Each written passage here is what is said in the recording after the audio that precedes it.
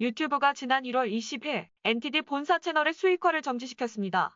NTD 코리아 채널 수익화도 함께 정지됐습니다. 검열 없는 콘텐츠를 응원해주세요. 여러분의 후원이 큰 힘이 됩니다. 뉴스브리핑입니다. 중공 바이러스가 확산되면서 전 세계 검사 키트를 보급한 중국 기업이 있습니다.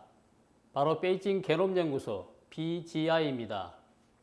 BGI는 중공 바이러스 팬데믹 이후 수백만 개의 검사 키트를 유럽과 호주, 미국 등지에 수출했습니다.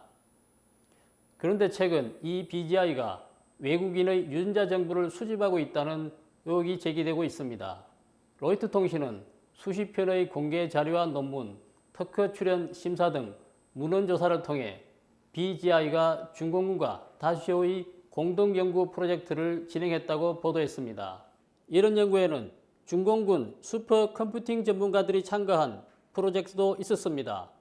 BGI는 중공군 최고병원 등과 공동으로 10여 건의 특허를 받았으며 이 기술을 질병 관련 유전자를 선별하는 데 사용하고 있었습니다. 2015년 BGI와 군사의학과학원이 획득한 특허는 사스와 중공 바이러스를 포함한 호흡기 병원체를 검사하는 저비용 검사 키트입니다. 중공 바이러스에 관한 연구 외에도 BGI는 중공군의 전력 강화에 기여할 수 있는 다른 연구도 진행했습니다. CBS 60분에 따르면 BGI는 중공 바이러스가 미국에 확산될 당시 적어도 미국 5개 주 정부에 바이러스 테스트 실험실 설립을 제안했고 허가를 받아 설립, 운영해오고 있습니다. 윌리엄 에버니나 당시 미국 국가방첩안보센터 국장은 이 같은 BGI 측의 제안에 대해 각 주 정부에 거부할 것을 권고했습니다. 에버니나 국장은 성명에서 검사 키트를 이용해 중국이 미국인의 생물학적 정보를 수집, 저장, 활용할 수 있다고 밝혔습니다.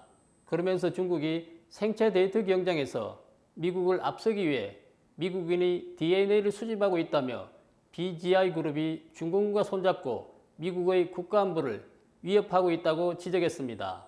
BGI는 중공군과의 관련성, 특히 중공 바이러스 검사 키트와 관련된 혐의를 모두 부인하고 있습니다.